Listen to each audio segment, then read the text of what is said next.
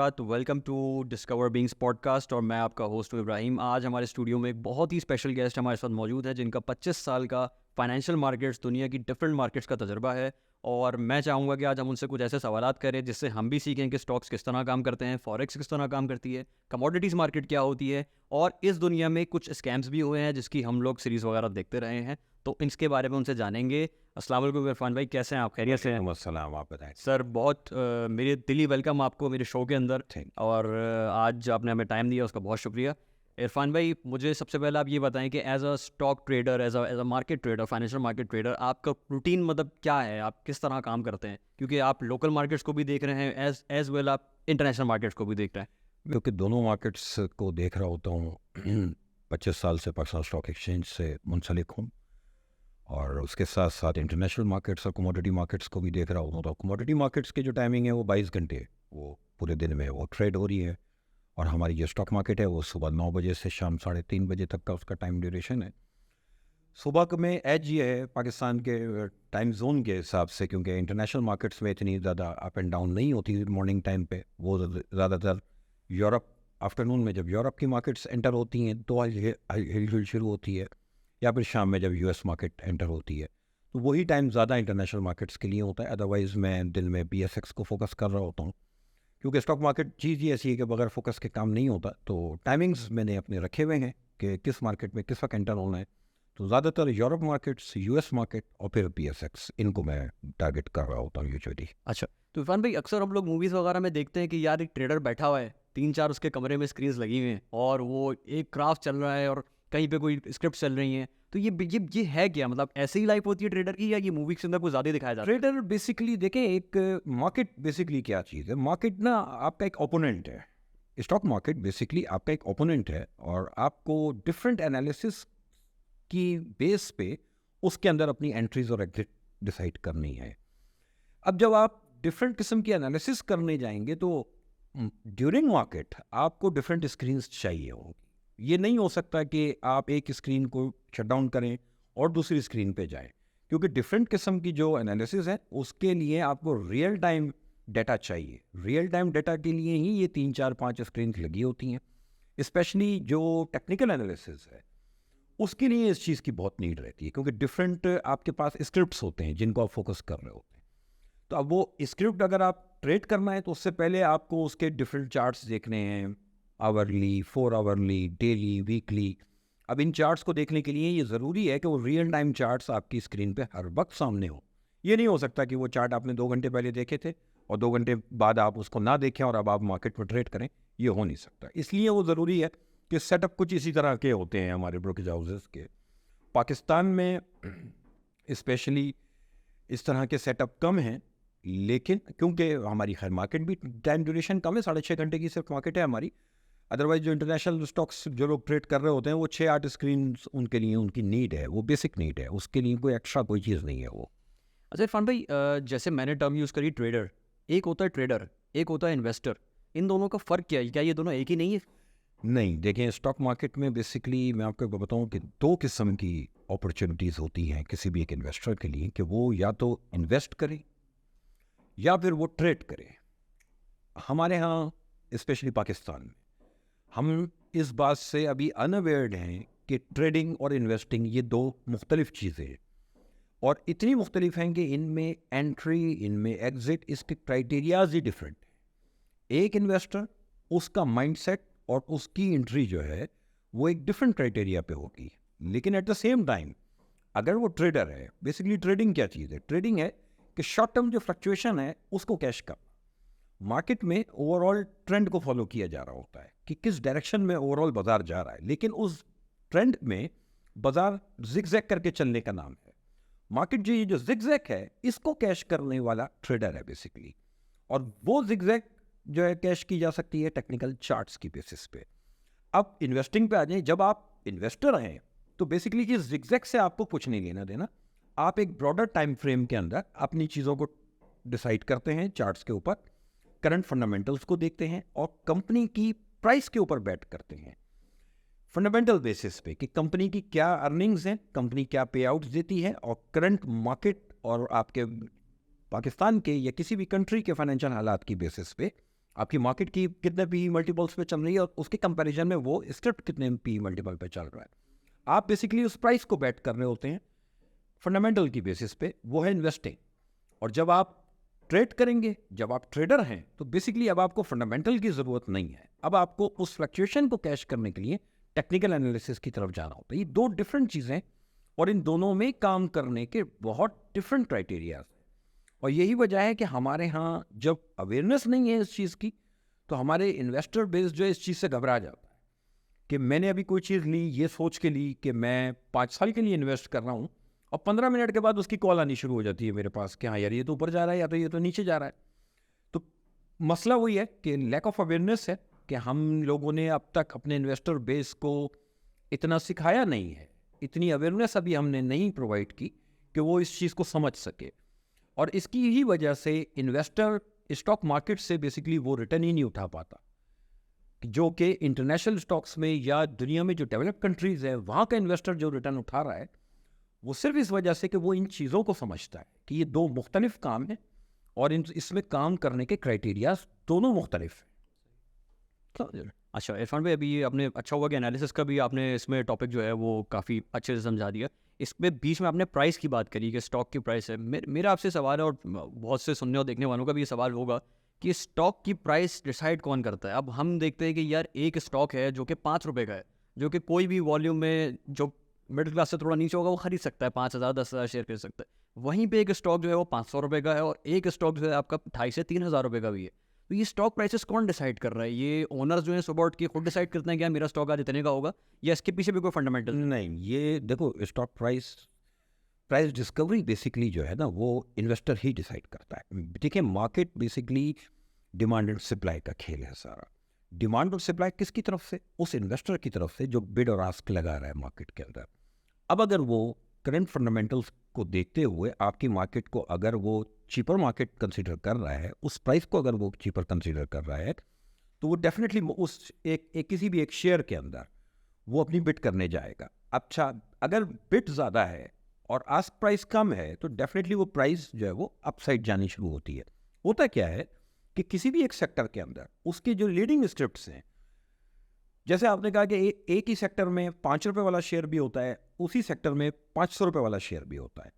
Basically 500 रुपये वाले में और 5 रुपये वाले में फ़र्क यह है कि वो कंपनी इतना पे आउट कर रही है कि इन्वेस्टर उसको 500 रुपीज़ में भी लेने को राज़ी है। उसकी शेयर प्राइस उसको रिजनेबल लगती है उसके रिटर्न्स के हिसाब से। रिटर्न्स मार्केट में दो किस्म के होते हैं, एक पे आउट्स, दूसरा कैपिटल गेन। अब हमारा या किसी का भी इन्वेस्टर बेस, स्टॉक मार्केट का इन्वेस्टर बेस बेसिकली चाहता यह है कि उसको पे आउट्स के साथ साथ, क्योंकि पे आउट एक लॉन्ग एक डिस्टेंस का नाम है कि आपको एक ख़ास टाइम पीरियड तक एक चीज़ को रखना है तो आप उसके डिविडेंड्स और उसकी यील्ड को कैश कर सकते हैं। होता यह है कि 5 रुपये वाले शेयर में लोग इसलिए जाते हैं कि जब वो रिफ्लेक्शन देखते हैं कि ओवरऑल सेक्टर में परफॉर्मेंस आ रही है, तो कैपिटल गेन वाले जो ट्रेडर्स हैं वो उस छोटे शेयर में भी स्पेकुलेट करते हैं। मार्केट में स्पेकुलेशन बेसिकली ये मार्केट की ब्लड सर्कुलेशन होती है, जबकि हमारे यहाँ हमारे माशरे में PSX के माशरे में स्पेकुलेशन को बड़ा नेगेटिव लिया जाता है और बुरा समझा जाता है, जबकि स्पेकुलेशन मार्केट का ब्लड सर्कुलेशन जो कि मस्ट है कि अगर ये स्पेकुलेशन मार्केट में ना हो तो शायद स्टॉक मार्केट में काम करना दुनिया छोड़ दे। और हमारी मार्केट में कोई ख़ास स्पेकुलेशन नहीं होती। हमने देखी नहीं है कि इंटरनेशनल मार्केट्स में क्या कुछ हो रहा होता है और किस तरह से स्पेकुलेट चीज़ होती है। तो ये जो दो किस्म की जो गेम्स हैं ना, ये दो किस्म के माइंडसेट्स हैं कि 500 रुपये वाला शेयर इसलिए 500 रुपये का है कि वो पे आउट कर रही है कंपनी और वो कंपनी प्रॉफिटेबल है। 5 रुपये वाला शेयर इसलिए 5 रुपये का है कि कंपनी प्रॉफिटेबल नहीं है, कोई पे आउट नहीं कर रही, लेकिन स्पेकुलेट हो रहा है। किस बेसिस पे? उस सेक्टर की बेसिस पे, उस सेक्टर की खबरों के ऊपर उसके अंदर लोग स्पेकुलेट करते हैं। वहाँ ट्रेडर्स होते हैं या इन्वेस्टर होता है। ये दो डिफरेंट इस तरह से ये चीज़ें सामने आ रही होती हैं। प्राइस बेसिकली जो आपका सवाल है वो इन्वेस्टर डिसाइड करता है, वो आपकी डिमांड एंड सप्लाई डिसाइड कर रही होती है आपके करंट फंडामेंटल्स की बेस पे। अच्छा इरफान भाई, ये जैसे अभी हम स्टॉक प्राइसेस की बात कर रहे थे, तो जो हम सुनते हैं, दायरा हम लोग इतने प्रोफेशनल नहीं हैं, आप माशाल्लाह प्रोफेशनल हैं, कि यार 5 रुपये का जो शेयर है ना, ये पैनी है, ये कतरा है, और 500 वाला जो है वो ब्लू चिप है, इसको उठाओ, ब्लू चिप के पीछे जाओ, पेनी के पीछे नहीं जाओ। तो ये कैसे डिसाइड होता है कि पेनी जो है वो वही शेयर होगा जिसकी प्राइस कम है इन टर्म्स ऑफ, मतलब प्राइस 5 रुपये का शेयर है, और जो 500 वाला है वो ब्लू चिप है, ये कैसे कंफर्मेशन मिलेगी आप? पॉइंट ये है कि आपने जो सवाल किया कि पेनी स्टॉक्स और ब्लू चिप एक इटसेल्फ एक उसका अलग क्राइटेरिया है कि ब्लू चिप की डेफिनेशन में कि एक तो कंसिस्टेंट पे आउट्स होने चाहिए उस कंपनी के, उस कंपनी की कंसिस्टेंट ग्रोथ हो, और वो पिछले एक ख़ास एक रिजनेबल टाइम पीरियड से एक अपने इन्वेस्टर को पे आउट्स करती हो। साथ साथ वो कंपनी, उस कंपनी की शेयर लिक्विड हो। ब्लू चिप कंपनी हमेशा लिक्विड कंपनी होगी जिसके नंबर ऑफ शेयर्स मार्केट के अंदर ज़्यादा फ्लोटेड होंगे। ठीक है। ब्लू चिप कंपनी हमेशा उस कंपनी को कहा जाएगा जो कंसिस्टेंट पे आउट देती होगी।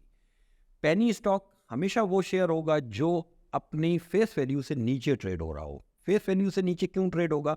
कि जब वो कंपनी लॉस मेकिंग एंटिटी हो और अपनी रियल वैल्यू से नीचे वो ट्रेड हो रही हो। कंपनी अगर लॉस कर रही है तो वो बेसिकली अपनी रियल वैल्यू से नीचे पे ट्रेड हो रही है। वो ना तो खुद कमाने की पोजीशन में और ना वो कोई पे आउट देने की पोजीशन में अपने शेयर होल्डर को। इसीलिए ऐसे शेयर्स जब कभी भी अगर चलते हैं तो वो सिर्फ ग्रोथ स्टोरी पे चलते हैं। आपको याद होगा कि दुनिया में बहुत से ऐसे शेयर्स जो कि, या आपकी मार्केट के अंदर भी, पीएसएक्स के अंदर भी, कि जो पेनी स्टॉक थे लेकिन उनकी फंडामेंटल्स में टर्न अराउंड आया। उन कंपनीज ने अपने फंडामेंटल्स में टर्न अराउंड दिखाया, उन कंपनीज ने अपने बिजनेस को ठीक किया और वो एक प्रॉफिटेबल कंपनीज में शिफ्ट हो गई।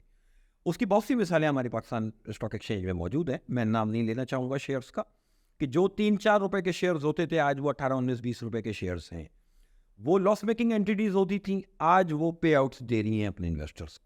तो बेसिकली प्राइस, वही बात आ गई कि प्राइस डिसाइड कर रहा है इन्वेस्टर, और वो जो पेनी स्टॉक है वो पेनी स्टॉक के अंदर ग्रोथ स्टोरी अगर है तो वो डेफिनेटली परफॉर्म करेगा। अच्छा इरफान भाई, आप पे आउट्स का काफ़ी जिक्र कर रहे हैं। पे आउट्स क्या होते हैं? पे आउट्स किस फॉर्म में? क्या पे आउट सिर्फ डिविडेंड का नाम है या पे आउट्स और भी, इसकी कुछ और भी forms हैं? लेकिन दो किस्म के पे आउट्स होते हैं, डिविडेंड और बोनस। कंपनीज जो है वो अपने शेयर होल्डर को कैश डिविडेंड भी देती है और बोनस की शेयर्स में सूरत में उनको शेयर्स भी प्रोवाइड किए जाते हैं बोनस की सूरत में।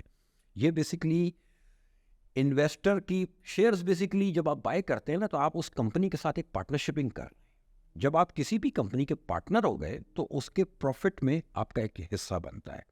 इवन के पाकिस्तान का लॉ और पूरी दुनिया का लॉ ये है कि अगर आपने किसी कंपनी का एक शेयर भी बाय किया हुआ है तो आप उनकी एजीएम में जाके बैठ सकते हैं, उनके एग्जीक्यूटिव से आप सवाल कर सकते हैं कंपनी के बिजनेस के बारे में। एजीएम, इरफान भाई एजीएम क्या है? एनुअल जनरल मीटिंग, ये शेयर होल्डर्स की एक मीटिंग होती है साल में, और उसमें शेयर होल्डर्स को इनवाइट किया जाता है, क्योंकि ये हमारा एसईसीबी का लॉ कहता है कि शेयर होल्डर को पता होना चाहिए कि कंपनी के अंदर क्या मामला चल रहे हैं, और शेयर होल्डर ये अथॉरिटी रखता है कि उस कंपनी के एग्जीक्यूटिव से सवाल पूछ सके।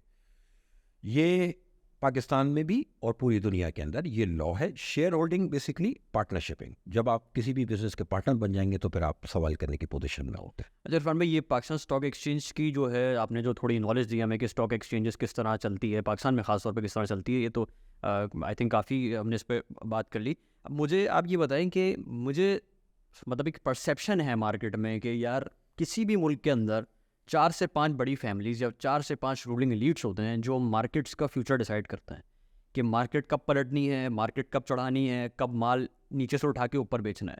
तो ये परसेप्शन सही है या हमारी एक लेम जो मार्केट से बाहर बैठा हुआ है उसके लिए गलत फहमी है? ये क्या है? बहुत बहुत गलत एक परसेप्शन है, स्पेशली पाकिस्तान में, कि हम बड़ा आसानी से कह देते हैं कि स्टॉक मार्केट तो 2-4-5 लोगों के हाथ में है और वही सिर्फ कमाते हैं। बेसिकली ये जो लूजर्स होते हैं ना, वो किसी दूसरे के कंधे पे रखना जानते होते हैं, अपनी मिस्टेक्स को नहीं देखते। कोई भी मार्केट, कोई भी एक इंडिविजुअल ऊपर नीचे नहीं करता। बेसिकली सिर्फ फ़र्क ये है कि मार्केट है आने वाले फंडामेंटल पर रिएक्ट करने का। मार्केट पहले रिएक्ट करती है, मार्केट उस इंफॉर्मेशन पर रिएक्ट करना शुरू कर जाती है जो इन्फॉर्मेशन मुझ तक शायद नहीं पहुंची हुई, आप तक पहुंची हुई, आप उस पर रिएक्ट कर रहे हैं। बेसिकली हम बहुत आसानी से कह देते हैं कि कोई भी उसको मैनिपुलेट कर देता है, कोई भी। मसला यह है कि आपकी मार्केट में डेप्थ नहीं है। डेप्थ से मुराद क्या है कि फ्री फ्लोट बहुत छोटा है। आपकी मार्केट छोटी मार्केट है और यहाँ का जो इन्वेस्टर है, हाई नेटवर्थ जो है, वो एक ताकतवर है। वो अगर बाजार के अंदर एक रिजनेबल अमाउंट लेकर एंट्री लेता है किसी भी एक या दो स्क्रिप्ट के अंदर, तो उसके फ्लोट इतने छोटे हैं कि वो शेयर इजीली मैनिपुलेट हो जाता है। इसमें इसको ये नहीं कहा जाएगा कि कोई इंटेंशनली इसको कर देता है। पूरी दुनिया की मार्केट में इस तरह से मैनिपुलेशन हो रही होती है। और मैं आपको बताऊं कि जो दुनिया की डेवलप कंट्रीज़ हैं और जो डेवलप मार्केट्स हैं, वहाँ पर दुनिया के 5-5, 10-10 सेंट्रल बैंक्स भी मिलके किसी भी एक स्टॉक को मैनिपुलेट नहीं कर सकते। मसला सिर्फ हमारा ये है कि कोई भी इंडिविजुअल मैनिपुलेट नहीं कर सकेगा अगर आपकी मार्केट में नंबर ऑफ शेयर ज़्यादा फ्लोटेड हो, आपकी मार्केट का साइज बड़ा हो। मार्केट का साइज छोटा है और आपका जो हाई नेटवर्थ है उसकी ताकत ज़्यादा है। वो जब एंट्री लेता है तो वो स्क्रीन पे फील हो जाता है लोगों को, क्योंकि प्राइस डिस्कवरी बहुत फास्ट हो जाती है, क्योंकि प्राइस में गैप आना शुरू हो जाता है, क्योंकि वही कि लिक्विड मार्केट नहीं है, शेयर्स इतने अवेलेबल नहीं हैं, इतने बड़े पेड अप कैपिटल्स नहीं है, इतना फ्री फ्लोट नहीं है शेयर्स का कि वो उनको संभाल सकें। इसके कंपैरिजन में यही आप इंटरनेशनल मार्केट्स में चले जाएं, और इंटरनेशनल मार्केट्स को भी छोड़ें, आप अपने पड़ोसी मुल्क की मार्केट में चले जाएं। अगर आप इंडियन स्टॉक्स को भी देख लेंगे तो वो अब इतनी लिक्विड मार्केट हो चुकी कि उसको मैं नहीं समझता कि कोई 1-2-4 इंडिविजुअल उसको मैनिपुलेट करते हैं। Manipulation basically part of the game है, पूरी दुनिया में होती है, लेकिन ये नहीं होता कि किसी की मर्जी पे ही सब कुछ होगा। मतलब मैनिपुलेशन, आप कह रहे हैं कि मैनिपुलेशन जो है एक लीगल लूप होल, अगर हम समझ लें कि लीगैलिटीज़ को भी देखते हुए मैनिपुलेट किया जाता है। जैसे दुनिया में बहुत सी ऐसी चीज़ें हुई हैं, बहुत सी ऐसी चोरियाँ, बहुत से ऐसे स्कैम हुए हैं जो सिस्टम के लूप होल को यूज़ करते हुए ही किए गए हैं। हो जाते हैं, हाँ। देखिए, ये तो सिस्टम में जहाँ कहीं भी लूप होल्स होंगे तो अच्छे बुरे लोग तो पूरी दुनिया में हैं। पूरी दुनिया में ये मिसालें मौजूद हैं, इंक्लूडिंग पाकिस्तान। आपकी मार्केट के अंदर भी इस तरह हुआ, पिछले दौरों में होता रहा, इसी तरह पूरी दुनिया की मार्केट्स में। अच्छा सर, हमारी मार्केट में ख़ास तौर पे जब से मैं फॉलो कर रहा हूँ, मैं आपसे एज में काफ़ी छोटा हूँ, तजर्बे में भी छोटा हूँ, तो मैं जब से मार्केट को फॉलो कर रहा हूँ तो हमने ये देखा कि IMF जो है, ज़ाहिर है बड़ी सरकार है, बड़ा इदारा है, पता नहीं इसका नाम लेना सही है कि नहीं, तो IMF जब भी हमें घुटनों पे लाता है, हमारी मार्केट घुटनों पे आ जाती हैं। हमें कोई ऐसी न्यूज़, कोई ऐसी चीज़ हमें नहीं उठा पाती जब तक IMF की तरफ से रजामंदी ना आए। अभी हाल ही में आपने देखा कि IMF हमें खींचते खींचते 6 महीने उसने गुजार दिए और अचानक से हमारा स्टाफ लेवल एग्रीमेंट हो जाता है। Market 2000 points 2500 I think cross कर जाती है और इन्वेस्टर, ब्रोकर, जो भी छोटे मोटे लोग इन्वेस्ट करें, सब खुश हो जाते हैं। तो क्या हम इसी चीज़ की मोहताज रहेगी पाकिस्तान स्टॉक एक्सचेंज, या आपको लगता है कि नहीं, इस आगे भी मतलब अच्छा है? क्या फ्यूचर है इसका? मैं आपको एक बात बताऊं कि ये भी बहुत गलत परसेप्शन है कि IMF हमको घुटनों पे बिठाता है। बात यह है कि हम खुद जो है वो विजनरी लोग नहीं हैं। हमारे हुक्मरानों ने कभी भी इस मुल्क की फाइनेंशियल पॉलिसीज़ ही ऐसी नहीं बनाई, वरना IMF वो इदारा नहीं है कि जो खुद आपके आके दरवाजे पे आके कहे कि मेरे पास आओ। बेसिकली IMF मेरी नीड है, इस वक्त नीड है। ये मार्केट ने अगर रिएक्ट करके दिखाया तो मार्केट ने बात साबित की कि IMF पाकिस्तान की नीड है, पाकिस्तान IMF की नीड नहीं है।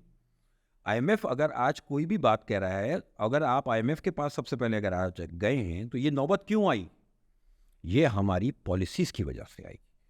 हमारे जितने भी हुक्मरान रहे, जो भी इस मुल्क पे हुकूमत करता रहा, उसने कभी भी 20 साल की पॉलिसी नहीं बनाई, कभी भी 50 साल की पॉलिसी नहीं बनाई। जब से ये पाकिस्तान बना, 4-5 साल, 5 साल, 8 साल अपने इक़्तिदार को फोकस करके, अपने वोट बैंक पे नज़र रख के पॉलिसीज़ बनाई गई। इसीलिए आपके इदारे आज जो गवर्नमेंट ओन्ड एंटिटीज़ हैं, आज उनका क्या हाल है? क्यों है ऐसा? बात यह है कि हमारी अपनी पॉलिसीज़ ख़राब है। IMF कभी भी किसी मुल्क से नहीं कहता कि मेरे पास आओ। हाँ, लेकिन अगर IMF मेरी नीड हो, IMF बेसिकली एक डॉक्टर है। मैं गलत चीज़ें खा के बीमार होऊंगा तो ही डॉक्टर के पास जाऊंगा। डॉक्टर कभी भी मुझे फ़ोन करके नहीं कहेगा कि बहुत दिन हो गया, आ जाओ तो कोई दवा ले लो। ऐसा नहीं होता। IMF आज जितनी बात कर रहा है उसमें से कोई एक बात भी ऐसी नहीं है कि जिसको मैं ये कहूँ कि कोई IMF को इससे फ़ायदा होने जा रहा है। आप यकीन करें कि IMF जितनी बातें कर रहा है वो एक आम पाकिस्तानी अवाम के लिए बेहतर है, वरना हमारी हुक्मरान क्लास ने आज तक अवाम के लिए तो कोई चीज़ नहीं की। हाँ, अपने वोट बैंक को सामने रखते हुए कुछ ऐसे काम अवाम के लिए ज़रूर किए कि जो मुझे फील आया कि मेरे लिए बहुत अच्छा है, लेकिन वो ज़हर कातिल थे। लाइक जब आप सब्सिडाइज करते रहेंगे पेट्रोल प्राइसेस को, मैं प्राडो में पेट्रोल सब्सिडी वाला डालूंगा, तो अब आप सोच लीजिए कि इस मुल्क का फिर क्या हाल होना है। जब एक आदमी की तनख्वाह जो है वो गवर्नमेंट लेवल पे वो 2 लाख रुपए तनख्वाह अलग ले रहा है, घर, गाड़ी, सब कुछ उसको मिला हुआ है, उसके बच्चों की हर चीज़ उसकी फ्री है, उसके बाद भी वो बिजली सब्सिडाइज ले, पेट्रोल भी वो सब्सिडाइज ले, और मुल्क का ख़जाना जब खाली हो जाए फिर हम आईएमएफ के पास जाएं और आईएमएफ हमसे कहे कि आप ठीक हो जाओ, तो हम कहें आईएमएफ बहुत बुरा है और ये यहूदियों की साजिश है। बेसिकली हमारी पॉलिसीज़ का कसूर है। हम आज ऐसी पॉलिसीज़ बना लें कि हम आईएमएफ के पास हमें ना जाना पड़े, तो आईएमएफ खुद से कभी भी आपको कुछ नहीं कहेगा। अच्छा सर, ये अच्छी आपने बात करी कि आईएमएफ के जो कवानीन हैं, जो हम पे रेगुलेशंस जो इम्पोज करते हैं, वो उसका फ़ायदा कहीं ना कहीं आवाम को होता है। आवाम। चलें, ये मैं फर्स्ट टाइम मैंने ऑनेस्टली सुनी है ये बात, और मुझे बड़ा, मैं इस पर थोड़ा पढ़ूंगा, रिसर्च करूंगा कि क्या चीज़ है। बिल्कुल। अगला मैं आपसे ये पूछना चाहता हूँ कि आप, हमारी जो स्टॉक मार्केट है, पाकिस्तान स्टॉक मार्केट, इसको वजूद में आए हुए कितने कितने साल हुए हैं? स्टॉक मार्केट तो खैर बहुत पुरानी है आपकी, पाकिस्तान बनने के बाद तकरीबन 70s में ये स्टॉक मार्केट बनी थी। लेकिन ज़ाहिर सी बात है कि वो मतलब तकरीबन 50 साल पुरानी मार्केट है। 50 साल पुरानी मार्केट। अच्छा, इन 50 सालों में आपने 25 साल मार्केट के अंदर गुजारे। आपने डिक्टेटरशिप में भी मार्केट देखी, ओह यार, आपने डेमोक्रेसी में भी मार्केट देखी। बिल्कुल। तो मेरा आपसे सवाल ये है कि डेमोक्रेसी और डिक्टेटरशिप की जो मार्केट थी, कौन सी मार्केट बेहतर थी और क्यों बेहतर थी? मैं आपको हिस्टोरिकल बात बता रहा हूँ, और जो कोई भी ये सुनेगा वो जाके रिकॉर्ड चेक करे। आपकी मार्केट ने हिस्टोरिकल रिटर्न्स दिए सिर्फ 2 दौरों में, अदवार में। या तो वो किसी डिक्टेटरशिप में था, जब आपके यहाँ किसी यूनिफॉर्म पर्सन की हुकूमत थी, या फिर आईएमएफ प्रोग्राम में था। मतलब आईएमएफ आप टाइप डेमोक्रेसी को कह रहे हैं? बिल्कुल। देखिए, आईएमएफ बेसिकली डिक्टेशन का नाम है, वो आपको डिक्टेट करता है चीज़ों के ऊपर। और इसी तरह जब कभी भी मुल्क में जो है आमरीत रही, आपकी स्टॉक मार्केट ने परफॉर्म किया। बेसिकली स्टॉक मार्केट किस चीज़ पे परफॉर्म करेगी? आपके इकोनॉमिक रिफ्लेक्शन है स्टॉक मार्केट। आपकी इकोनॉमी ठीक है, स्टॉक मार्केट ठीक है। आपकी इकोनॉमी, आपका बिजनेस साइकिल ठीक चल रहा है, आपकी स्टॉक मार्केट ठीक चल रही है। इन दोनों दौरों में, आईएमएफ के टाइम पे भी और किसी भी डिक्टेटर के टाइम पे भी, बिजनेस एक्टिविटी हमेशा अच्छी रही। और ये हिस्ट्री है, आप चेक कर सकते हैं कि स्टॉक मार्केट ने जब कभी भी बेस्ट परफॉर्म किया, वो इन 2 दौरों में किया। अब पिछला हम एक दौर ले सकते हैं, लास्ट टाइम जब ये 2013 के बाद जो नवाज शरीफ साहब की हुकूमत थी, आपकी स्टॉक मार्केट ने बहुत अच्छा परफॉर्म किया उस वक्त भी, जबकि जमहूरियत का मामला थे। लेकिन उस वक्त भी पॉलिसीज़ में कुछ ऐसे लूप होल्स थे कि जिसकी वजह से आपका करंट अकाउंट डेफिसिट कहीं का कहीं चला गया। पॉइंट वही आ गया कि हमारे जो पॉलिसी मेकर्स हैं, वो अपने 5 साल को प्लान करते हैं। उनको ये होता है कि अब हमारे 5 साल 4.5 साल हो गए हैं, आखिरी के 6 महीने अब इब्राहिम को आना है, तो ऐसा करो, ये लो बम दे दो इसके हाथ में, ताकि नेक्स्ट टाइम हम इसको बुरा कहते रहें और हमारा अगला वोट। इस मुल्क के लिए कभी भी पॉलिसीज़ नहीं बनाई गई। अब जिन लोगों ने भी मुशर्रफ साहब के दौर में स्टॉक मार्केट देखी हो, मैं ये बड़े वसूख से बात कर रहा हूँ कि बाज़ार बेशक 53,000 भी हमने देखा है, वैसी मार्केट फिर नहीं आई जो 2008 से पहले थी। मतलब 53,000 अभी तक का 50 साल आप स्टॉक मार्केट, पाकिस्तान अब स्टॉक तक एवर हाई हमारा 53,000 है और $100 बिलियन की मार्केट कैपिटलाइजेशन है। लेकिन मार्केट तब भी वो परफॉर्मेंस नहीं दिखा सकी, उस तरह के रिटर्न्स लोगों को नहीं दे सकी इन दौरों में जो रिटर्न्स 2008 से पहले मार्केट में लोगों ने लिए। उस मार्केट में डेप्थ थी, उस ज़माने की पॉलिसीज़ में जिस तरह से प्राइवेटाइजेशन का प्रोसेस चला और मुल्क की इकोनॉमी को चलाया गया, तो वो टाइम ऐसा था कि वाकई एक बिजनेस साइकिल बड़े प्रॉपर तरीके से चल रहा था। आप उस दौर में आज किसी भी बिजनेसमैन से पूछें कि उस दौर में उसने कैसा टाइम गुजारा, तो वो याद करती है लोग कि यार वाकई वो टाइम था बिजनेस का, हर आदमी कमा रहा था और स्टॉक मार्केट इवेंचुअली फिर उसकी तरफ रिफ्लेक्शन आनी होती है। स्टॉक मार्केट पे बेसिकली मार्केट में प्राइस का ऊपर नीचे जाना आपकी इकोनॉमी के ऊपर नीचे जाने पे डिपेंड करता है। आज जो आप आईएमएफ की जो बात कर रहे हैं, ये जो 1 साल हमने आईएमएफ के आगे घुटने टेके, क्यों टेके? बात ये थी कि हमें ऐसी प्रॉब्लम थी, हम नहीं संभाल पा रहे थे उस चीज़ को। आज आपकी फ्रेंड कंट्रीज जितनी भी हैं, वो उन्होंने आपको क्लियर फर्स्ट टाइम कह दिया कि आप पैसे नहीं मिलेंगे, वादा कर लेते हैं पैसे दे देंगे, आईएमएफ प्लान में चले जाओ पहले। डिक्टेटर, उनको ये पता है कि यहाँ पे जो सियासतदान कह लें या हुक्मरान कह लें, उनकी पॉलिसीज़ प्रो पाकिस्तान नहीं है, प्रो पार्टी है। हर पार्टी अपनी अपनी पार्टी, पॉलिटिकल पार्टी के जो है ना, वो उसमें रह के एक पॉलिसी बनाती है। और यही वजह है कि जिसकी वजह से डिक्टेटरशिप में और आईएमएफ प्रोग्राम में स्टॉक मार्केट हमेशा परफॉर्म करती है। अच्छा सर, मैं थोड़ा मार्केट्स कंपैरिजन की तरफ जाऊंगा। उससे पहले मैं एक बड़ा बेसिक सा सवाल करने वाला हूँ। हमारे जो सुनने और देखने वाले लोग हैं, उनके ज़ाहिर है बहुत से ऐसे लोग होंगे जो अभी स्टॉक मार्केट्स में रजिस्टर्ड नहीं है, और जिनकी हो सकता है इस पॉडकास्ट को सुनने के बाद ख्वाहिश हो स्टॉक मार्केट में आने की। तो आप मुझे एक बात बताएं कि पाकिस्तान स्टॉक एक्सचेंज में इन्वेस्ट करने के लिए क्या आपका अमीर होना ज़रूरी है, या आप मिनिमम इन्वेस्टमेंट से भी इस मार्केट के अंदर आ सकते हैं? देखें, बिल्कुल भी अमीर होना ज़रूरी नहीं है।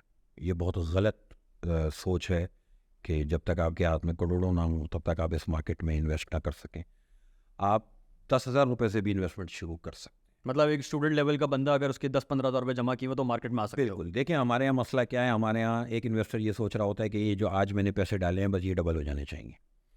लेकिन इन्वेस्टमेंट, जैसे मैंने अभी पहले आपको बताया कि इन्वेस्टमेंट और ट्रेडिंग दो डिफरेंट चीज़ें हैं। हमने इसको मिक्सअप किया हुआ है।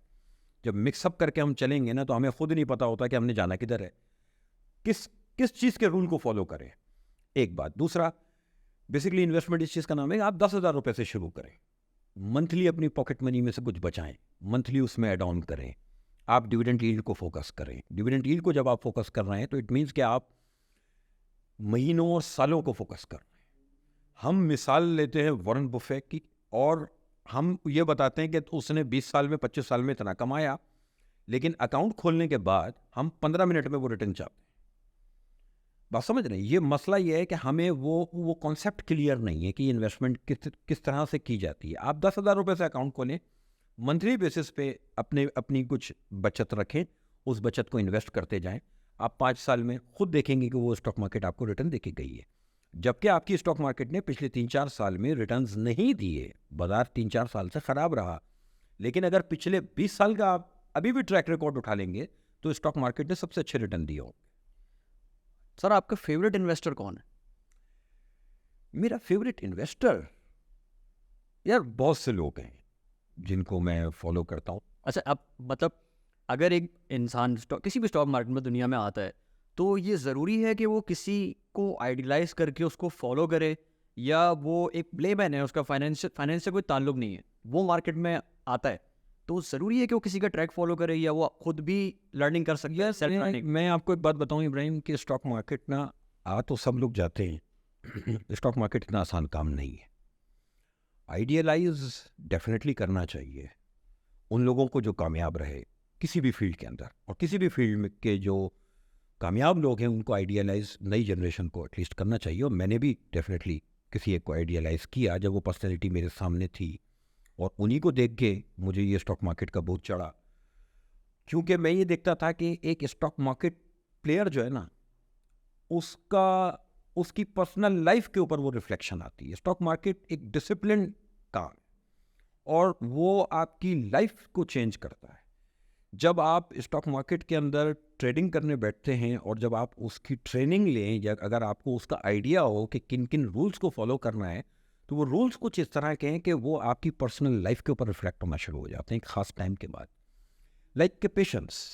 स्टॉक मार्केट बेसिकली इस मार्केट में वो कमाएगा जो पेशेंस के साथ बैठना जानता हो।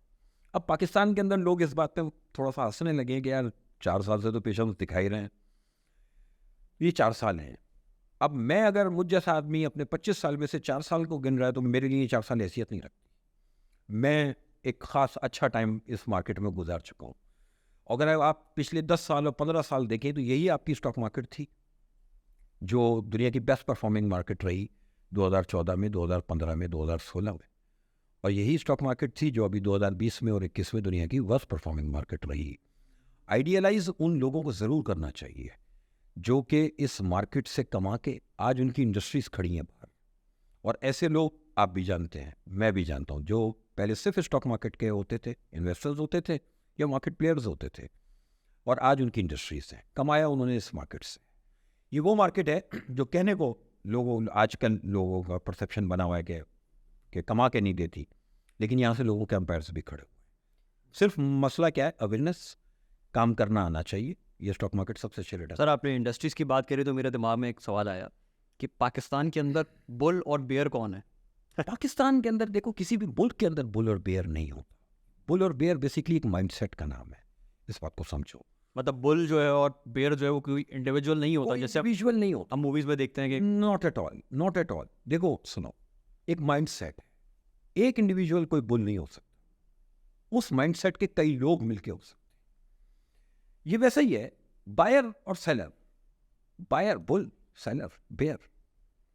ये बेसिकली दो टर्मिनोलॉजीज इसलिए यूज की गई हैं कि ये जो माइंडसेट है ना, कि किसी भी वक्त, चाहे बाजार आपका अच्छा हो चाहे बाजार बुरा हो, लेकिन अच्छे से अच्छे दौर में सेलर रह होता है मार्केट में, तो ही बायर को शेयर मिलेगा, और बुरे से बुरे दौर में बाजार में बायर होता है।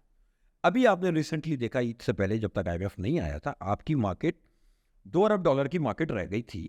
बाजार के अंदर कोई इंटरेस्ट किसी का नहीं था, लेकिन कहीं ना कहीं बायर मौजूद था। अगर आपको कोई शेयर बेचना था तो वो बिक रहा था, थोड़ी बहुत प्राइस में इंतजार करना पड़ रहा था। तो बेसिकली बुल और बेयर ना, ये दो माइंडसेट्स हैं, ये किसी के भी हो सकते हैं।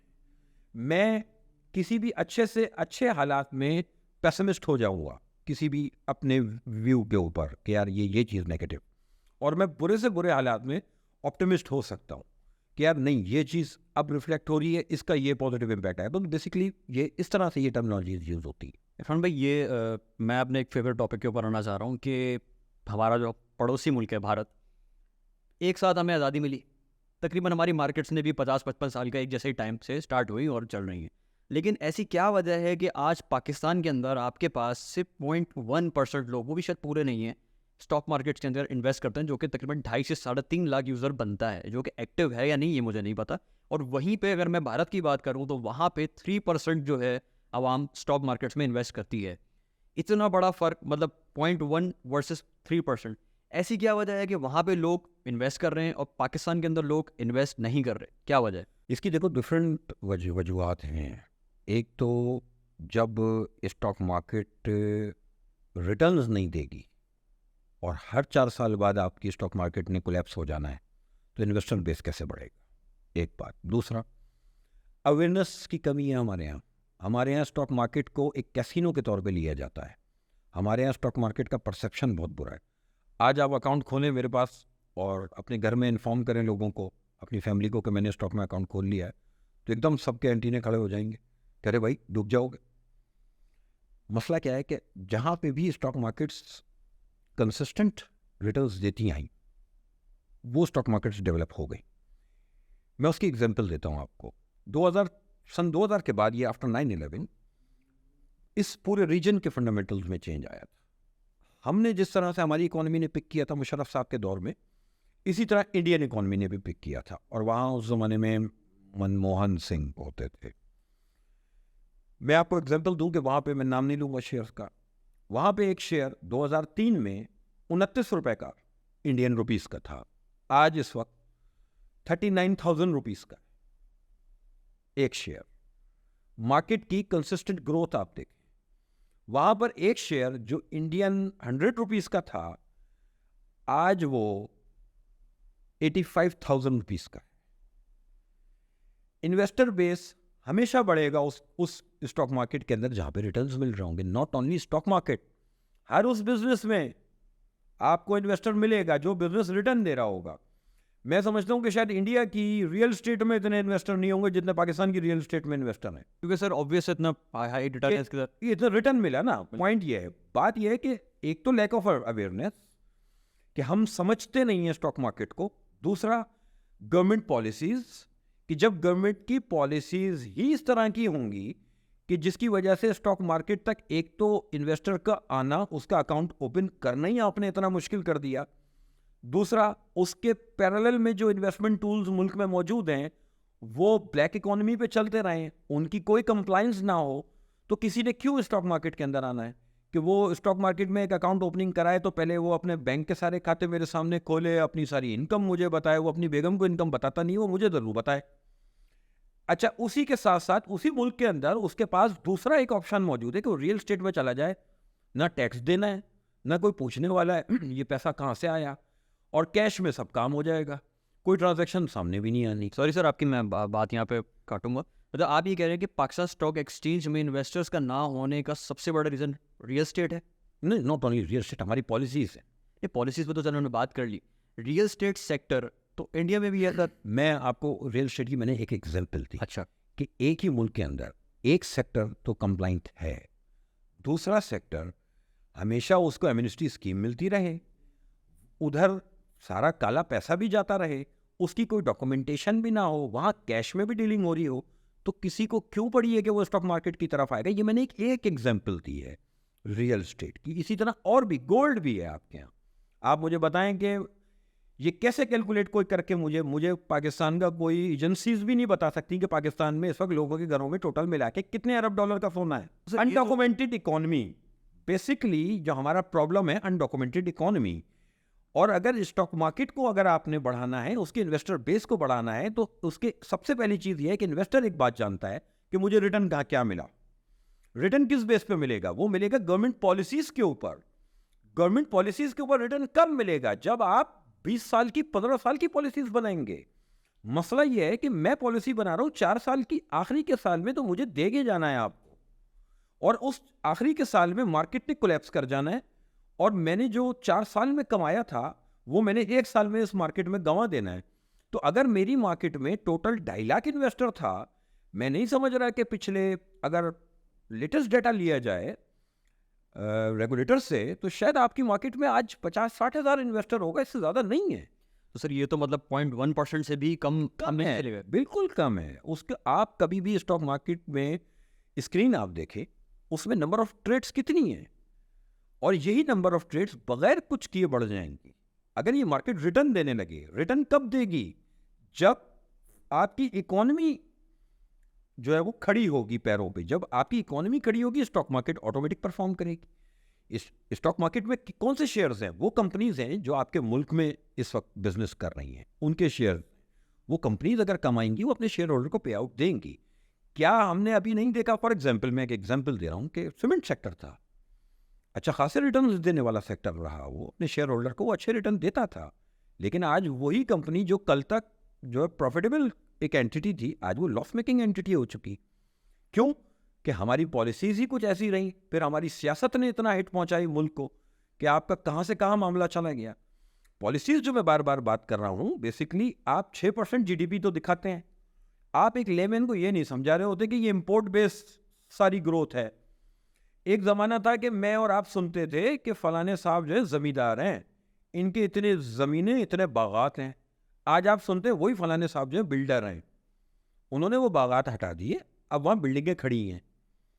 अब जो चीज़ आपकी ज़मीन से उगती थी वो आप इम्पोर्ट कर रहे हैं। बेसिकली हमने इस तरह की पॉलिसीज़ बनाई, इम्पोर्ट बेस हमने जो है अपनी इकोनॉमी को हमेशा दिखाया लोगों को, और 4 साल अपने लोगों से वाह की, और हम चले गए दूसरे को पकड़ा के। मतलब कि जैसे इंडिया है, तो इंडिया में ये लॉन्ग टर्म पॉलिसी रिफॉर्म्स आ चुके हैं, वहाँ पे लॉन्ग टर्म पॉलिसीज़ को सपोर्ट किया जाता है। देखिए, इंडिया से कोई कंपैरिजन अब हमारा इसलिए नहीं हो सकता कि किसी भी कौम के लिए जो सबसे पहली चीज़ है वो उसका है एजुकेशन स्टैंडर्ड। मैं टाइम फ्रेम भी नहीं कोट करना चाहता क्योंकि लोग पहुंच जाएंगे वहाँ तक। फिर पिछले 30-40 सालों में पाकिस्तान की रूट्स को खोखला किया गया, इस सेंस में कि आपके एजुकेशन स्टैंडर्ड्स को गिरा दिया गया। जो कराची यूनिवर्सिटी 80s और 70s में थी, वो कराची यूनिवर्सिटी आज वैसा जो है बच्चा डिलीवर नहीं कर रही। हमारा और उनके एजुकेशन स्टैंडर्ड में बहुत फ़र्क है, और यही वजह है कि जब तक आपका नई जनरेशन उसको वो एजुकेशन लेवल नहीं मिलेगा, तब तक स्टॉक मार्केट क्या वो दुनिया में कुछ नहीं कर सकता। आप सबसे बड़ा फ़र्क देखें कि आज इंडिया पूरी दुनिया को एक अच्छा आईटी स्पेशलिस्ट प्रोवाइड कर रहा है ह्यूमन रिसोर्स के तौर पे, और पाकिस्तान के जितने ही ओवरसीज़ हैं जो हमारे रेमिटेंसेस आते हैं, उसका जो मेजर पार्ट है वो हमारे मजदूर हैं। हम एक मजदूर दुनिया को प्रोवाइड कर रहे हैं कि जो पढ़ा लिखा नहीं है, लेकिन जैसी बात है, इंसान है, 2 हाथ पैर हैं, मजबूत जानदार है, वो दुनिया में जाके लोगों की बिल्डिंगें बना के खड़ी कर रहा है।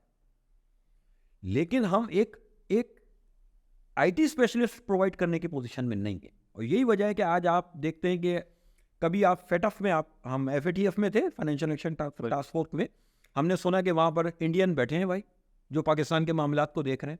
अब वो आपका एनिमी है, वो आपको कैसे ईजी छोड़ेगा? होगा वो जितना भी एजुकेटेड है, वो इंडियन खून उसका वो है। आज IMF से आपकी डीलिंग चल रही है, IMF की डेलीगेशन आता है, उसमें 2 इंडियन बैठे होते हैं। आप इस तरह के किसी इदारे में मुझे दिखाएं कि कौन सा पाकिस्तानी बैठा है। अच्छा, जो बैठे हैं उनको हम कभी, अगर वो पाकिस्तान आके सर्व करना चाहें तो उनको हम कभी एजेंट कहना शुरू हो जाते हैं। मैं नाम नहीं लेना चाहता, पिछले गवर्नर स्टेट बैंक थे, इतना ज़बरदस्त जीनियस आदमी, जब उसको पिछली गवर्नमेंट ने गवर्नर स्टेट बैंक बनाया तो सब कहने लगे IMF का एजेंट है, IMF के हाथ बेच दिया उनको। पॉइंट ये है कि हमारा एजुकेशन स्टैंडर्ड, यही सबसे बड़ा फ़र्क है हम में और उन लोगों में। नहीं सर, वैसे ये जो परसेप्शन है कि ये मैं सवाल ऐड करना चाहूँगा यहाँ पे आपकी कन्वर्सेशन से, कि स्टेट बैंक के जो गवर्नर्स होते हैं वो बेसिकली आते ही आईएमएफ के मकसद को सर्व करने के लिए हैं और आवाम को नहीं करते, मुल्क को नहीं करते। तो ये क्या, ये परसेप्शन सही है, गलत है? नहीं, बिल्कुल गलत बात। मैंने आपसे कहा ना कि हमारी कौम का मसला यही है कि अपनी गलतियों को दूसरों पे थोप देना हमारे लिए बहुत आसान है। हमारे यहाँ ये बिल्कुल गलत बात है। हमें कदर करनी चाहिए उन लोगों की जो इतना एक्सपोजर रखते हैं कि वो अगर पूरी ज़िंदगी पाकिस्तान ना आए तो उनको कोई फ़र्क नहीं पड़ता। चले सर, ये मतलब आपकी बातों से जो खुलासा मैं लेता हूँ वो ये है कि पाकिस्तान स्टॉक एक्सचेंज और भारत स्टॉक एक्सचेंज का कोई कंपैरिजन नहीं बनता। मैं कंपैरिजन में आपको बता करनी देता नहीं हूँ। चाहिए। बकरीद तक आपकी मार्केट 22 अरब डॉलर की थी। आज इस वक्त लेटेस्ट आपकी मार्केट 23.9 बिलियन डॉलर की है और आज की ही तारीख में बॉम्बे स्टॉक एक्सचेंज जो है वो 3.4 ट्रिलियन डॉलर का। अच्छा, ये बॉम्बे स्टॉक एक्सचेंज है, सॉरी मैं इसको भारत स्टॉक एक्सचेंज समझ रहा था। BSE सेंसेक्स कहलाता है। अच्छा, 2000 से उनका भी टर्न अराउंड था, फाइनेंशियल टर्न अराउंड था, हमारा भी टर्न अराउंड था। 2008 में हमें ब्रेकें लग गई, वो आगे बढ़ गए। सर स्टॉक मार्केट्स की तो काफ़ी बात हो गई और बड़ी ज़बरदस्त गुफ्तगू रही। मैं अब ये चाहूँगा कि हम ज़रा कमोडिटीज़ मार्केट की तरफ आएँ कि कमोडिटीज़ मार्केट क्या है, कमोडिटीज़ में क्या ट्रेड होता है, कौन ट्रेड करता है, ये ट्रेड किसके दरमियान हो रही होती है? बेसिकली देखो, डिफरेंट किस्म की कमोडिटीज़ जो कि दुनिया में अवेलेबल हैं, उनकी प्राइसेस जो है वो डिजिटल मार्केट्स के थ्रू डिसाइड होती है। डिजिटल प्लेटफॉर्म्स जब से ये कंप्यूटर का दौर आया और डिजिटलाइज्ड दौर आया, इससे पहले ये कागज़ों में ट्रेड हुआ करती थी।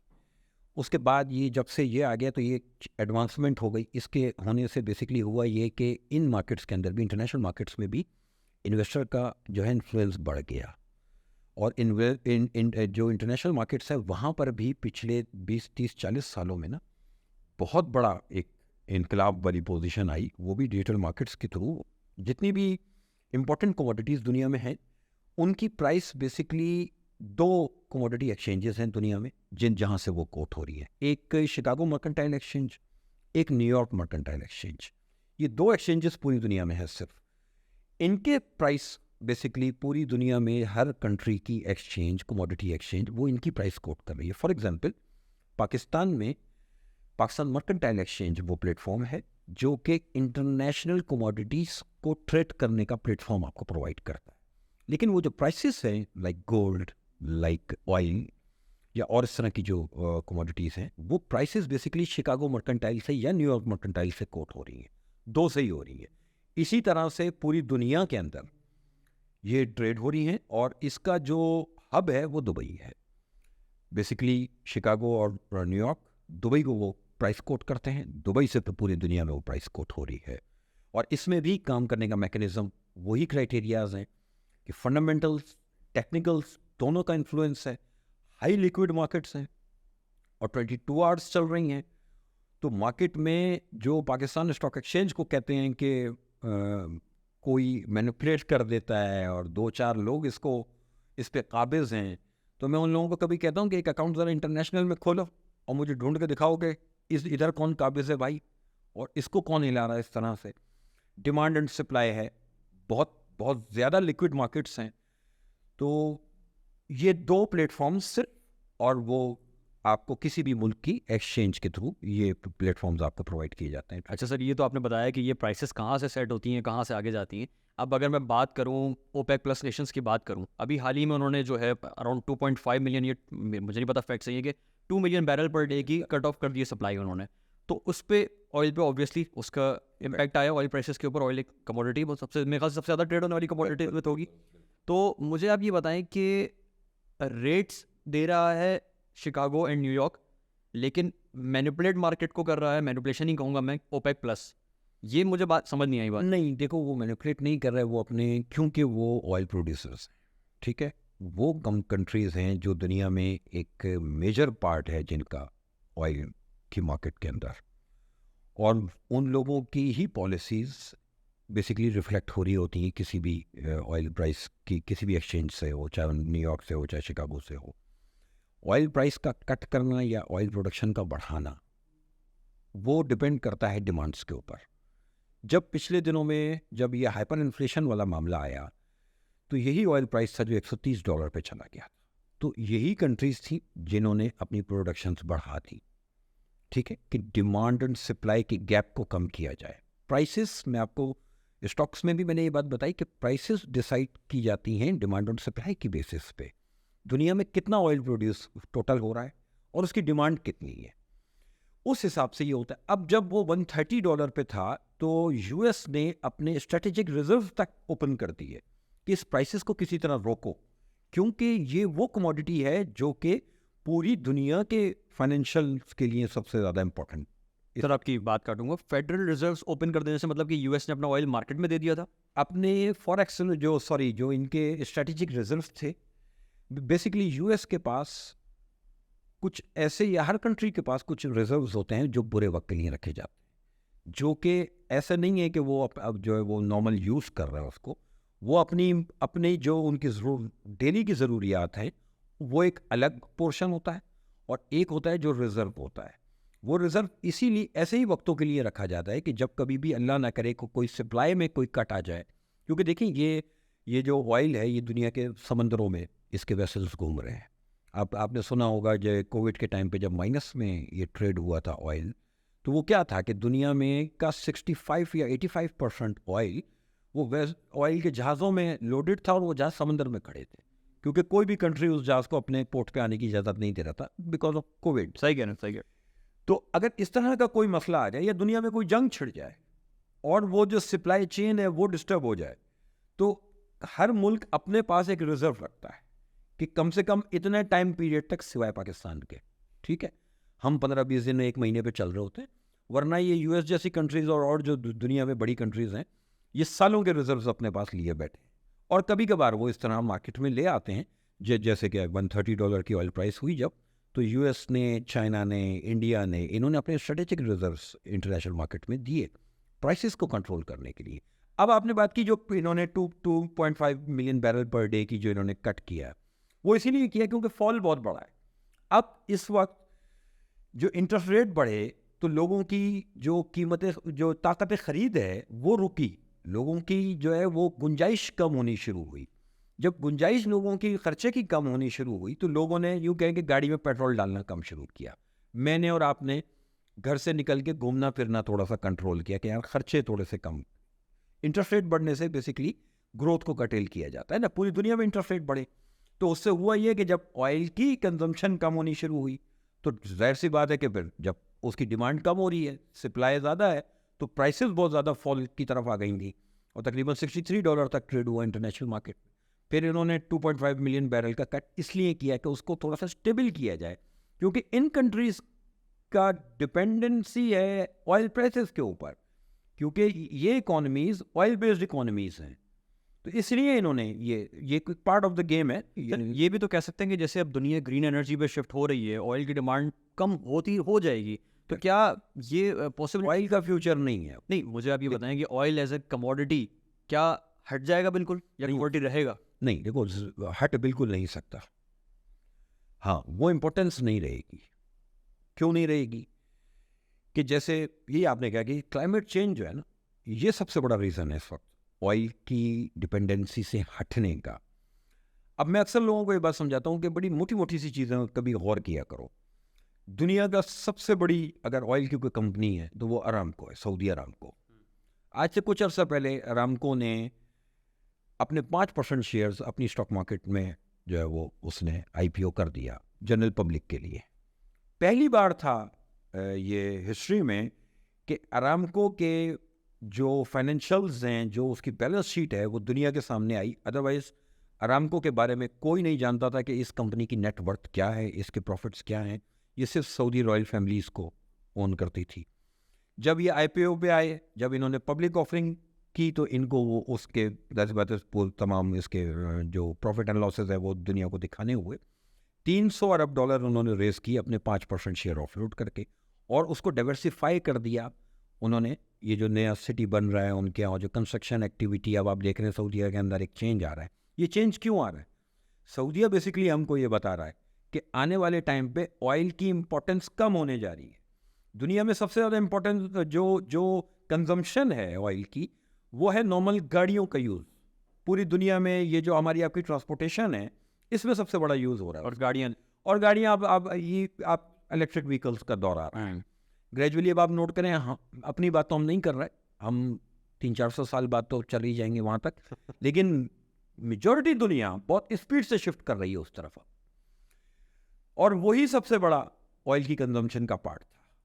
तो मैं समझता हूँ कि आने वाले 5 साल, 10 साल, 15 साल, तो मैं क्या, जो ऑयल प्रोड्यूसर्स हैं वो इस बात को फील कर रहे हैं कि अब हमें अपने बिजनेस को शिफ्ट करना होगा। आपने देखा होगा यूएई में टैक्सेस लगने शुरू हो गए।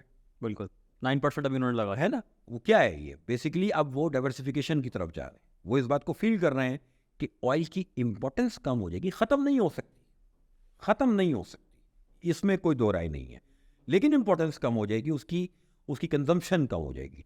अच्छा सर, ये ऑयल जैसे कमोडिटी, इसी तरीके से गोल्ड एक कमोडिटी है, तो आप मुझे बताएं कि कुछ जैसे हम लोग हैं, हम लोग ने सोने का बिस्किट खरीद के घर पे रख लिया, और एक जैसे आप हैं, आपने डिजिटल गोल्ड में इन्वेस्ट किया हुआ है इंटरनेशनल मार्केट्स के अंदर, तो इसमें क्या फ़र्क है? मतलब आप और मैं सेम है या हम दोनों बिल्कुल अलग हैं? सेम है। देखो, ट्रेडिंग, जैसे मैंने आपको एक चीज़ शुरू में बताई कि ट्रेडिंग और इन्वेस्टिंग दो डिफरेंट चीज़ें हैं, और उसमें काम करना, उसको उस चीज़ को करना, उसमें फ़र्क है। लेकिन जो गोल्ड जिस प्राइस पे आप किसी भी जगह से जाके ले रहे हैं, अपने किसी भी गोल्ड स्मिथ से जाके ले रहे हैं, वो प्राइस कोट हो रही है वहीं शिकागो मर्केंटाइल एक्सचेंज से ही, और वही गोल्ड है जो कि ट्रेडिंग के लिए अवेलेबल है, स्पेकुलेट जो हो रहा है डेली बेसिस पे। जब कभी भी दुनिया में किसी भी किस्म के हालात ख़राब होंगे, चाहे वॉर सिचुएशन हो, चाहे और कोई फाइनेंशियल क्राइसिस हो, लाइक आपने देखा कि अभी पिछले दिनों जो कुछ हुआ, एक तो हमने वो देखा कोविड टाइम के क्राइसिस, और फिर ये आफ्टर कोविड जो हमने उसका, तो ऐसे वक्तों में इन्वेस्टर हमेशा सेफ फील करता है, एक सेफ हेवन के तौर पे इस कमोडिटी को पहचाना जाता है। जब कभी भी दुनिया में इंटरेस्ट रेट ऊपर जाएंगे, स्टॉक मार्केट्स के ऊपर नेगेटिव इम्पैक्ट आता है, और लोग कोशिश करते हैं कि गोल्ड की तरफ खुद को शिफ्ट करें। और आजकल देख रहे हैं आप, जैसे कि मैं कम से कम अपनी लाइफ में फर्स्ट टाइम देख रहा हूँ कि यूरोप में एक जंग है। ये टॉपिक एक ऐसा है कि बेशक फ़िलहाल कोई ऐसा बड़ा इम्पैक्ट हम दुनिया पे नहीं देख रहे, लेकिन हर वक्त एक खतरे की घंटी है, क्योंकि यूरोप में जंग होना यही वजह है कि आज आपकी गोल्ड प्राइसेस जो हैं वो अपने ऑलमोस्ट $100 का सिर्फ फ़र्क है, अपने ऑल टाइम हाई के करीब ट्रेड हो रही हैं।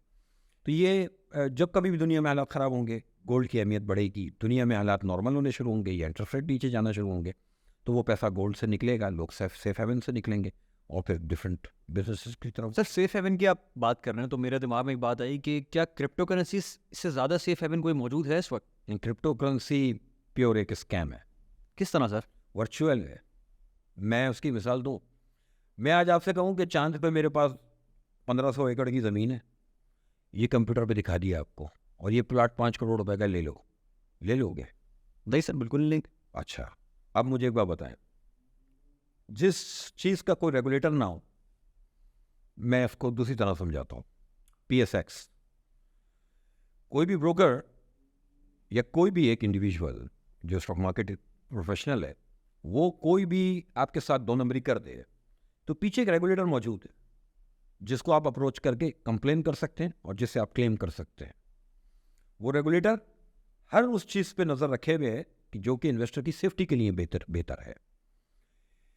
किसी भी किस्म की क्रिप्टो हो, उसका कोई रेगुलेटर नहीं है।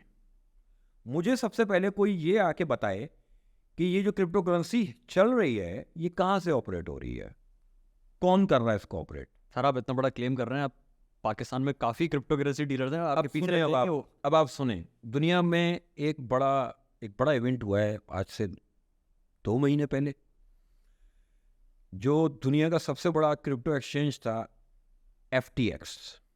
बिल्कुल। उसमें एक फ्रॉड हुआ, उसका CEO अरेस्ट भी है, और जब वो अरेस्ट हुआ तो नाम आया, US के कुछ कांग्रेस के लोगों तक का नाम आया उस स्कैम के अंदर। और वहाँ पता है आपको स्कैम क्या हुआ? उसने कोर्ट के अंदर क्या बात की है, क्या? कि रात को मुझे नहीं पता चला, मेरे सिस्टम से, मेरी हार्ड ड्राइव से $12 बिलियन के कॉइन्स गायब हो गए। वाकई? वो ट्रांजैक्शन कहाँ गई मैं ट्रेस आउट नहीं कर पा रहा हूँ, और ना वहाँ की एजेंसी ट्रेस आउट कर पाई।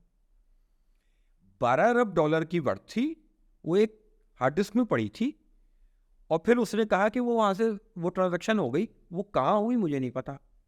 तो सर मतलब क्रिप्टो करेंसी फ्यूचर नहीं दिखता? देखो फ्यूचर उस वक्त हो सकता है जब कोई रेगुलेटर उसको रेगुलेट करे। आप मुझे एक बात बताएं, संडे के दिन वो मार्केट चल रही है, कौन चला रहा है? क्रिसमस, जो कि गोरा कॉम्प्रोमाइज ही नहीं करता, सब कुछ बंद होता है क्रिसमस पे, क्रिप्टो चलती रहेगी, कौन चला रहा है उसको? लेकिन सर आपको नहीं लगता कि जैसे स्कैम होता है, आप क्रिप्टो करेंसी में जैसे 2-3 स्कैम्स हुए जो ज़्यादा नहीं चल सके, 2-3 साल चल सके, लेकिन एक चीज़ जो तकरीबन 15-16 सालों से एग्जिस्ट कर रही है, जो हर झटके पे लोग बोलते हैं कि देखा बबल था, फट गया, फिर वो एक नया ऑल टाइम हाई बना देता है, 75,000 पे वो ट्रेड हुआ, फिर नीचे आ गया, अभी 30-31 के इर्द घूम रहा है, और फिर बढ़ता है, फिर नीचे आ जाता है। हर बंदा बोलता रहता है कि स्कैम है, स्कैम है, स्कैम है, लेकिन ये कितना बड़ा स्कैम है कि जो अभी तक ख़त्म ही नहीं होके दे रहा? ये एक बहुत बड़ा क्वेश्चन मार्क है दुनिया के रेगुलेटर्स के आगे। और मैं आपको बताऊं, आप जिसकी आपने प्राइस कोट की तो मैं उस पर आ जाता हूँ कि आपने बिटकॉइन की बात, बिल्कुल ठीक है। और बिटकॉइन जो है वो crypto currency, mother of currency जो है बिटकॉइन है बस। ऐसा ही। उसके बाद ये हुआ कि बस मुझे घर में मस्ती सूझी और एक कॉइन मैंने बना लिया, ठीक है। अभी बड़ी एक इंटरेस्टिंग डेवलपमेंट दुनिया में पिछले वीक में हुई है कि दुनिया का एक बड़ा टॉप मोस्ट फंड है ब्लैक रॉक, उसने यूएस रेगुलेटर को रिक्वेस्ट डाली कि यूएस मार्केट के अंदर बिटकॉइन का ईटीएफ, एक्सचेंज ट्रेडेड फंड जो है वो लॉन्च करने की परमिशन दी जाए। तो रेगुलेटर ने ये कह के उसको रिफ्यूज़ किया कि जो चीज़ खुद रेगुलेट नहीं हो रही उसका ईटीएफ क्या रेगुलेट होगा। रेगुलेटर अभी किसी भी दुनिया की किसी भी मुल्क का रेगुलेटर उसको एक्सेप्ट करने के मूड में फ़िलहाल नहीं है। इस वक्त वो करेंसी यूज़ हो रही है मनी लॉन्ड्रिंग के लिए, टेरर फाइनेंसिंग के लिए। लेकिन जो आपका सवाल, इस सवाल का जवाब मेरे पास भी नहीं, क्योंकि मैंने दुबई के अंदर पूरी कॉन्फ्रेंस होती हुई देखी है इसकी। और वो ऐसी बात है कि कोई भी कॉन्फ्रेंस आप इतनी बड़ी कर रहे हो, पूरी दुनिया से वहाँ से लोगों को इनवाइट कर रहे हैं, तो वो गवर्नमेंट की परमिशन से ही होते हैं ये काम। ऐसे ही। और वो समझ लेंगे गवर्नमेंट की परमिशन से एक कॉन्फ्रेंस वहाँ पे मुनक्किद की गई किसी एक ऐसी चीज़ की जिसका रेगुलेटर कोई नहीं है। सही। ये एक बड़ी अजीब सी बात थी मेरे लिए। और वहाँ पर मेरे जिन लोगों से भी जो फाउंडर्स हैं, मेरी उनसे इस टॉपिक पे बात हुई तो मुझे कोई सेटिस्फाई इस बात पे नहीं कर सका। मैंने वहाँ पे एक सवाल किसी से ये पूछा कि आप फाउंडर हैं इस कॉइन के, मैं नाम नहीं लेना चाह रहा, और अगर कल आप नहीं रहे तो, और बिलफर्ज मैं अगर आपको एक्सेस ना कर पाऊँ किसी भी वजह से, तो कौन है जो इस बात की गारंटी लेगा कि मेरे कॉइन्स मुझ तक पहुँचेंगे? और ये कॉइन्स कहाँ कहाँ यूज़ हो रहे हैं दुनिया में? क्या जवाब था उनका? उन्होंने घुमाया मुझको खूब अच्छे तरीके से। ट्रेडर्स तो अच्छे थे वो, ठीक है, बेसिकली स्टॉक मार्केट के प्रोफेशनल्स हैं जो थोड़ा सा दिमाग ज़्यादा चल रहा है।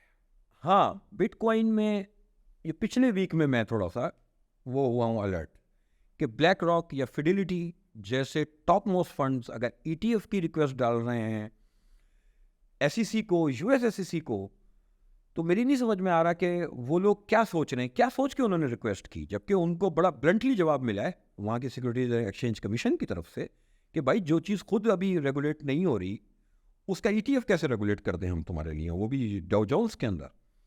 लेकिन कुछ मामला शायद आगे जाके हों, लेकिन अभी जब तक, हमेशा एक बात याद रखें, कोई भी इन्वेस्टमेंट रेगुलेटर कौन है ये इंपॉर्टेंस रखती है बात। आप पीएसएक्स में हो, आप कमोडिटी एक्सचेंज में हो, जिस ब्रोकर के भी थ्रू है उस ब्रोकर को रेगुलेट कौन कर रहा है। मैं आपसे एक बात कहूँ कि यार ये मैंने बैंक बना लिया, ये मेरा बैंक है, इरफान हैदर बैंक, लेकिन मैं स्टेट बैंक के अंडर में नहीं आता, तो आप उसको क्या कहेंगे? पॉन्जी स्कीम कहूँगा। सिंपल सी बात है, ठीक है। फिर आप यही कहेंगे कि उस्ताद तैयारी है, एक और चुना लगने वाला है लोगों को, है ना, क्योंकि रेगुलेटर कोई नहीं है।